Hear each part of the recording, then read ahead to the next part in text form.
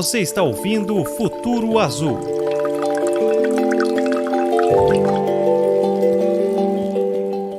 Olá! Os investimentos do setor privado em saneamento têm crescido nos últimos anos. O novo marco regulatório do saneamento básico, já em vigor, traz mais segurança jurídica para estes investimentos. O podcast Futuro Azul, do Grupo Atlantis, já tratou da importância do novo marco, mas hoje nós vamos aprofundar um pouco mais o assunto, especificamente sobre a questão das parcerias entre o setor público e o privado. Para isso, nós convidamos a superintendente da Associação Brasileira e também do Sindicato Nacional das Concessionárias Privadas de Serviços Públicos de Água e Esgoto, Ilana Ferreira. Mestre em Economia pela Universidade de Brasília, Ilana trabalha há mais de 12 anos na análise de políticas públicas para o saneamento. Seja bem-vinda, Ilana Ferreira, ao nosso podcast Futuro Azul. Olá, Cláudia, muito obrigada. Olá, ouvintes do Futuro Azul. Primeiramente, agradeço o convite. É um prazer participar dessa conversa sobre um assunto tão importante que é o saneamento brasileiro. Tem uma estimativa, Ilana, que no Brasil precisa de mais ou menos em torno de 700 bilhões de reais em investimentos para atingir as metas do novo marco regulatório, que essas metas são de garantir água potável a 99% da população, além do tratamento e da coleta de esgoto a 90% das residências até 2033. Hoje, 35 milhões de pessoas não têm acesso à água tratada e mais de 100 milhões não contam com o serviço de coleta de esgoto. Como será aplicado esse valor, esses mais de 700 bilhões, como eles devem ser aplicados e de onde deve sair esse dinheiro para atingir esse objetivo do novo marco, Ilana? Perfeito, Cláudia. Essa é a pergunta de 700 bilhões de reais, né? Bom, conforme um estudo, que foi desenvolvido pela Bicom Sindicom em parceria com a KPMG, esses 700 bilhões, eles envolvem dois tipos de investimentos, assim dizer. Mais de 200 bilhões seriam para que a gente chama de recuperação da depreciação do setor, ou seja, 200 bilhões seriam investidos para reformar, substituir estruturas que já existem, para que nós tenhamos um serviço ali de qualidade. Já os 500 bilhões restantes seriam realmente para a expansão dessa rede de abastecimento de água e esgotamento sanitário. Então, esses 500 bilhões, eles significam obras de rede coletora de esgoto, estações de tratamento de água, ligações de esgoto e de água, enfim, toda essa estrutura que ainda precisa ser desenvolvida para atender esses 35 milhões de pessoas, e os mais de 100 milhões que não têm o serviço de coleta de esgoto. Agora, quando a gente fala da origem desse recurso, dado esse volume de investimentos, o que a gente afirma, e analisa, é que essa origem ela vai ser diversificada, O atual cenário fiscal, ele não permite uma participação significativa de recursos públicos não onerosos, que a gente chama, que são aqueles investimentos públicos diretos. Então, o financiamento do setor, ele precisará vir realmente de um financiamento privado. Mercado de capitais, fundos de investimento, bancos, etc. O leque de opções ele é bem grande e o que eu acho que é mais importante é que há interesse em financiar o saneamento brasileiro. Ele é um setor que nós chamamos de baixa elasticidade na economia. Ele é um setor que, ao longo do tempo, crises econômicas, pandemias, afetam de forma menos proporcional do que a variação na crise econômica do que outros setores. Então, de uma forma mais simples, no longo prazo, ele é um setor mais estável. Obviamente, há desafios regulatórios, no setor de saneamento, de segurança jurídica, que a gente espera que sejam resolvidos com o novo marco, mas do ponto de vista de investimento, ele é um setor com uma grande demanda, esses 700 bi, e ao mesmo tempo é um setor estável. Então, há sim interesse, há um leque de opções. E esse interesse já se vê na prática pelo crescimento, ainda que não seja um crescimento muito grande, mas é um crescimento importante do investimento do setor privado no saneamento, que eu, inclusive, assisti uma participação sua num evento, e que você destacava justamente isso, que Já existem números importantes mostrando esse crescimento do investimento privado, né? Sem dúvida, Cláudio. Quando a gente olha, e esses são números do SPRIS, né, que é o sistema da Bicom-Sindicom, que é um sistema de informações do segmento privado do setor de saneamento, né? Então, só para esclarecer aqui para os ouvintes, por que a gente está falando do SPRIS e não do SNIS, que é o Sistema Nacional de Informações de Saneamento? Justamente porque o SNIS, ele não traz para a gente o detalhamento do investimento privado das PPPs, né, que hoje é o nosso tema de conversa. Já o SPRIS, a gente tem essas informações. Então, só para exemplificar aqui, com base nesses dados do SPRIS, por exemplo, em 2010, o investimento privado em saneamento no Brasil foi de 790 milhões de reais. Quando a gente olha para 2018, que é o último dado público oficial, esse investimento passou para 2,5 bilhões de reais em valores constantes, ou seja, tirando a inflação. Né? A gente está comparando ali a mesma dimensão monetária.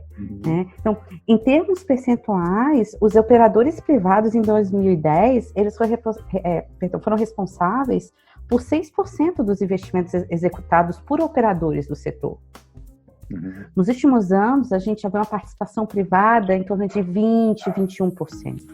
Então, sem dúvida alguma, há uma tendência, né, de aumento da participação privada e com a abertura do mercado, né, uma abertura mais sistemática, poderíamos assim dizer, a partir do novo marco, essa participação será ainda maior. Ainda um pouquinho antes da gente entrar no nosso, mais especificamente no nosso tema, eu queria que você pudesse, e a gente até um pouquinho antes da gravação, a gente estava batendo um papo sobre isso, falar um pouquinho mais, explicar para as pessoas o que é exatamente a chamada parceria público-privada, né? Como é que ela funciona na prática, se existem diferentes formas de se executar uma parceria entre o setor público e o privado. Enfim, eu queria que você didaticamente nos explicasse um pouquinho mais sobre isso. Claro, as famosas PPPs, né? Bem, num conceito econômico mais amplo, as chamadas PPPs, elas são contratos de prestação de serviços, né? Que eles precisam ser contratos por uma duração significativa, então tem que ser 20 anos, né? 30 anos, tem que ser médio e longo prazo, que são firmados entre uma administração pública e um ente privado. E o que esse contrato ele precisa prever? O desenvolvimento de uma infraestrutura ou de um serviço público, a gestão, né? E o que é importante para ser considerado uma PPP é que o ente privado ele precisa arcar com o risco dessa gestão e desse desenvolvimento, né? Desse bem ou serviço. E a remuneração desse ente privado numa PPP precisa estar atrelada ao desempenho do ente privado, né? Ou seja, ao desempenho ou à demanda desse bem ou serviço que ele está prestando. Esse é um conceito mais amplo. Na legislação brasileira, a gente tem uma diferença muito clara entre o que a gente chama de concessão comum, que na literatura econômica, etc., é um tipo de PPP, e as PPPs. Então, quando eu falar de PPPs aqui, Cláudia, eu vou estar falando da PPP dentro da nossa realidade Brasil, né? Então, a concessão comum, ela é regida por uma lei, que é 8987, de 95, e a PPP é regida por outra lei, que é 1107 de 2004. A diferença crucial, só para a gente, né, explicar para os nossos ouvintes aqui hoje, é que na concessão comum, que a gente chama, é aquela concessão em que a administração pública ela não tem gastos. Então, toda a remuneração dessa concessão vem de tarifa. Né? Não tem uma contrapartida pública na remuneração, por isso que é a concessão comum. Já a PPP, no nosso conceito, há um pagamento, uma contraprestação pela administração pública. Pode haver ou não uma cobrança de tarifa, mas ela ocorre porque há necessidade de ter uma complementação pela administração pública. Vou dar um exemplo aqui de outro setor. Por exemplo, transporte urbano, né? Mobilidade urbana, metrôs. São serviços que só a tarifa, as tarifas não são suficientes para arcar com o custo desse serviço. Né? Então, para que o metrô atenda a população de forma adequada, a tarifa teria que ser muito alta, porque é um serviço muito caro. Então, precisa de uma contrapartida da administração. O que define se vai ser uma PPP, uma concessão comum. No saneamento nós temos também as concessões parciais, que às vezes a concessão é só do abastecimento de água, ou às vezes a concessão é só, né, do esgotamento sanitário. O que define isso é a modelagem, né? Então, e o que a modelagem tenta responder é qual é a melhor forma de prestar esse serviço, ou fazer a gestão desse bem, enfim, dado uma série de condições ali que querem ser atendidas, precisam ser atendidas. Pode ser a universalização, o nível de qualidade desse serviço. Então, na realidade, é uma análise técnica mesmo, para definir se você desenvolve uma PPP, que precisa dessa contraprestação, pagamentos da administração pública, ou se é uma concessão comum. Porque também, exemplo do que você falou do setor de transportes, por exemplo, que as tarifas não podem, né, ser muito altas, né, devido às próprias condições, as condições econômicas e sociais do país. No caso também de tarifas, né, de água, por exemplo, elas também não dá para ter uma explosão de preços, né, então tem que manter, né, um valor razoável, né, e o desafio é muito grande em termos de investimento, em termos de necessidade, né, que está colocada essa necessidade pela nossa situação de anos sem ter conseguido cumprir, né, com esses objetivos de universalizar o saneamento básico, né? Sem dúvida, Cláudia. Um ponto que é importante a gente sempre trazer é que um setor como o saneamento, ele é um setor de alternativas e que não há uma resposta única. É um modelo que precisa ser híbrido. Cada região, cada município, ele vai ter uma necessidade diferente, há uma realidade socioeconômica diferente, técnica, operacional diferente também, o quão distante essa localidade está da sua fonte hídrica, por exemplo. Então, é realmente uma discussão que precisa focar na viabilidade econômico-financeira, né, com foco, obviamente, na qualidade do serviço para a população. Então, no saneamento brasileiro, nós não podemos pensar em soluções únicas, porque a diversidade do nosso país exige respostas diversas também. Certo. No caso do saneamento, eu queria que, na tua opinião, na tua avaliação e também pelas conversas que vocês têm nas entidades nacionais também, como é que essas parcerias vão poder contribuir para que a água e o esgoto tratado, né, também chegue de forma concreta na casa das pessoas? Porque, assim, eu imagino, né, todo mundo acompanhando o noticiário, etc., tem os objetivos colocados, tem as metas colocadas, mas efetivamente o que o público espera é a obra real, né? Então, a minha pergunta sem essas parcerias entre o setor público e privado, seria possível atingir os objetivos do novo marco regulatório?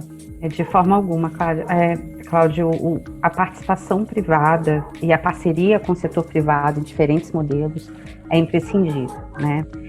O primeiro ganho dessa relação é o processo concorrencial. Quando uma concessão comum, uma PPP é realizada, ela envolve a realização de uma concorrência, né, entre diversos operadores do setor, potenciais novos operadores, que é um instrumento muito importante para garantir que a população seja atendida pelo melhor concessionário, pela melhor opção dentro daquelas condições, né? Então, isso já é um ponto muito relevante. O segundo ponto é a própria questão fiscal. Quem tem condições de investir é o setor privado e que, consequentemente, por ter uma capacidade maior de captação de recursos, né, é aquele que, hoje, no atual contexto, e com a tendência e com as metas, né, existentes, hoje é aquele que tem melhores condições realmente de prestar um serviço de qualidade para a população, dada essa capacidade de investimento deles. Obviamente, parcerias podem ocorrer, né? Há exemplos positivos também no setor público, mas quando a gente analisa de forma macro a demanda no nosso país, sem um setor privado não será possível desenvolver o saneamento. E, consequentemente, é isso que fará a diferença para o cidadão, né? Porque é dessa forma que o serviço irá chegar até ele. Uma questão que está colocada também são a formação dos blocos regionais de saneamento, né? Eu queria que você analisasse para nós as oportunidades de parceria público-privada também atreladas a esses blocos regionais de saneamento que estão previstos, inclusive, no próprio novo marco regulatório. Sim, os blocos regionais, né, e a prestação regionalizada é um fator muito relevante do novo marco, porque ele vem justamente para evitar que alguns municípios não sejam atendidos de forma adequada. Ele veio com toda essa ideia realmente de subsídio cruzado nesses grupos de municípios que serão estruturados, né? A oportunidade da participação privada está associada justamente a esse processo licitatório concorrencial que irá ocorrer a partir da estruturação desses blocos. Agora, a forma dessa parceria com o setor privado é que depende justamente dessa modelagem, que a gente já conversou um pouquinho, né? A modelagem dessa concessão, que dada aquela estrutura, daquele bloco, né? Lembrando que os municípios, no caso de interesse local, que chama o município, ele tem autonomia para decidir se vai participar ou não de um bloco regional, por exemplo, mas enfim, dentro dessas estruturas, desses blocos regionais serão estabelecidos, então haverá análise de qual será a forma mais adequada de parceria com o setor privado. Então, as oportunidades que há na parceria com o setor privado vem justamente dessa análise de viabilidade técnico-financeira e operacional. Então, acaba que cada caso acaba sendo um caso, mas diferente do que temos hoje, a partir, né, do que tínhamos antes, na realidade, antes do novo marco, é que, a partir de agora, nós teremos processos concorrenciais. Né? Então, essa já é uma grande diferença. Que são novas portas que se abrem para diferentes formas de solução do problema, né? Então, acho que é mais ou menos isso então, que está colocado. Exatamente. Com o avanço do saneamento básico, né, que certamente vai acontecer, o que isso vai mexer com os municípios? A questão da saúde é uma questão prioritária e está colocada, a gente já é bastante focada quando se trata do saneamento básico. Mas, além disso, além da saúde, tem várias outras questões que devem ter uma melhoria, né, nos municípios, né, em termos econômicos, sociais, inclusive turismo, enfim, afeta uma série de áreas da vida econômica e social nos municípios. Como é que você avalia esses impactos que vão ter nas cidades, né, a partir de que o novo marco comece a efetivamente funcionar na prática? Né? Sim, o saneamento, né, todo mundo sabe, como você bem mencionou, traz um impacto muito positivo para a saúde, a valorização imobiliária também, né, quando esse serviço ele existe, a redução na ausência de crianças nas escolas, de pessoas aos seus trabalhos, enfim, é muito positivo. A Bicom-Sindicom, ela fez uma estimativa com base numa metodologia que é a matriz insumo-produto, em que a gente chegou numa análise do impacto econômico do saneamento, sem considerar, Cláudia, esses impactos, tá, na saúde, de valorização imobiliária, só considerando realmente o impacto na cadeia produtiva desse setor, né? E esse é um setor realmente muito interessante. O impacto que nós chegamos é de 2,8. Esse é o efeito multiplicador. O que isso significa? Quando a gente investe R$1 no saneamento, quando eu falo investir em R$1, eu estou falando de investimento em expansão na rede, eu estou falando realmente na expansão do serviço, a gente tem impacto de 2,8 por conta do que a gente chama da capilaridade desse setor. Quando se investe na expansão de saneamento, você gera um impacto em vários outros setores, como na construção civil, na fabricação de produtos de metal, para produzir reservatórios, enfim. Uhum. Então, há toda uma cadeia produtiva extremamente relevante que é acionada ao se investir nesse setor e adicionalmente a esses impactos, há também outros impactos por conta do aumento da operação do setor, que gera um impacto também, né? Estou falando muito impacto, mas é porque são muitos impactos mesmo, no caso da indústria química. Então, quando eu invisto, eu vou dar um choque, que a gente chama ali na construção civil, eu vou instalar aquela rede, eu vou atender mais pessoas e eu vou aumentar minha produção, né, minha operação ali de abastecimento de água, de coleta também de esgoto, isso vai impactar outros setores, né? O que eu acho que é muito interessante e relevante é que, além de ter um efeito multiplicador alto de 2,8, esse é um impacto local. Porque quando se investe em saneamento, você contrata mão de obra local. Quando você faz construção civil, se contrata mão de obra local. Então, são pessoas que irão usufruir não só de um serviço básico de qualidade, mais qualidade, como também há uma geração de emprego. Em muitos casos, até capacitação da população, né? E você vê diferença, por exemplo, em termos regionais e em termos do próprio tamanho dos municípios, por exemplo? Ou, por exemplo, municípios médios ou menores vão ter um impacto talvez maior em algum aspecto do que os grandes municípios, as metrópoles? O tamanho do município por si só não é a grande diferença, tá? Cláudio, eu visualizo duas formas de se analisar essa sua pergunta, que é uma pergunta muito boa. O que a gente precisa averiguar, sim, são impactos diferentes, mas o que a gente precisa averiguar são as características de cada localidade. Então, vamos pensar aqui. Municípios que têm baixos indicadores de atendimento, né? Eles provavelmente demandarão mais obras, mais investimentos, né? Logo, esse impacto de contratação de mão de obra local vai ser maior, né? Além de todos esses impactos com redução em gastos de saúde, da valorização imobiliária, porque ele tem um caminho maior a percorrer, digamos assim. É diferente de um município que já tem um indicador melhor de atendimento, mas ele vai ter um trabalho, um investimento maior para redução de perdas, por exemplo. É o impacto amenizado, né? Vai ser um impacto menor, né? Agora, outro aspecto que influencia, que às vezes está associado ao tamanho do município, mas não necessariamente, é a estrutura econômica desse município, né? Se a gente for pensar nos setores e indústrias que estão desenvolvidas naquela área. Obviamente, se eu estou numa região em que você tem indústrias ali ao redor, que são indústrias que geram insumo para o setor de saneamento, o impacto na economia local será maior, né? Então, como é que eu posso falar isso de outra forma? O tamanho do município não é o que importa, mesmo porque municípios que têm menos atendimento, eles vão sofrer, no sentido positivo, né? Vão ter um impacto maior, porque vai ter uma diferença grande ali, em termos de atendimento. Já municípios que estão rodeados ou estão numa região de mais desenvolvimento industrial, eles vão ter impacto econômico não só por conta da contratação para a construção civil, mas talvez para a contratação para uma indústria química, né, ou para a indústria de máquinas e equipamentos. E é um fator também muito interessante, que eu acho que é algo, Cláudia, essa sua pergunta, inclusive, me fez pensar em várias questões de análise mesmo, que eu acho que a gente ainda precisa fazer, do impacto impulsionador mesmo, né, do saneamento.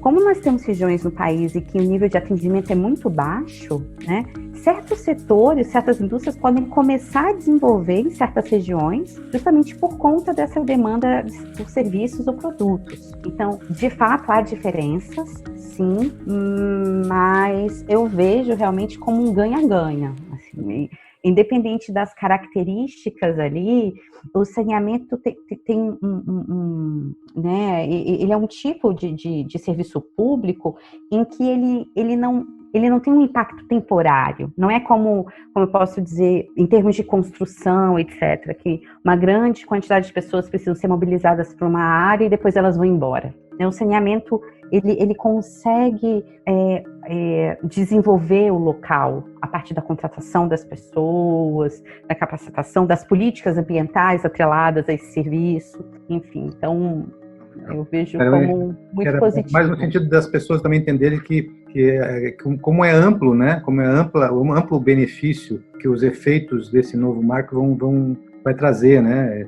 Ele não se restringe a simples, né? Que já é uma grande coisa, né? Mas a questão de resolver o saneamento básico, o tratamento da água e do esgoto, mas ele vai muito além, né? O impacto dele é muito maior e em alguns municípios esse impacto vai ser maior ainda, né? O benefício vai ser maior ainda. A gente está, infelizmente, chegando no final do nosso podcast.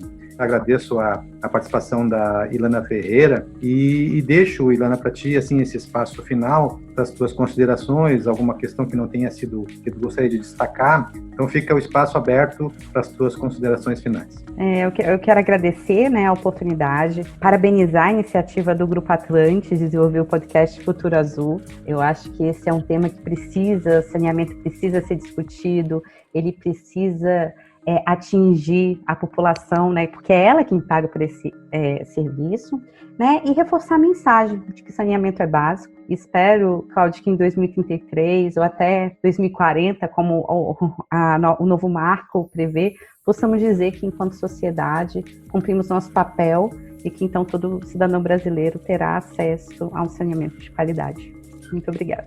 Obrigado, Ilana Ferreira, superintendente da Associação Brasileira e também do Sindicato Nacional das Concessionárias Privadas de Serviços Públicos de Água e Esgoto, por participar aqui do nosso podcast Futuro Azul, que está em todas as plataformas digitais e também no site grupoatlantis.com.br. Visite lá e conheça todos os nossos episódios que tratam de assuntos relacionados a saneamento e sustentabilidade. Grato pela companhia e até breve.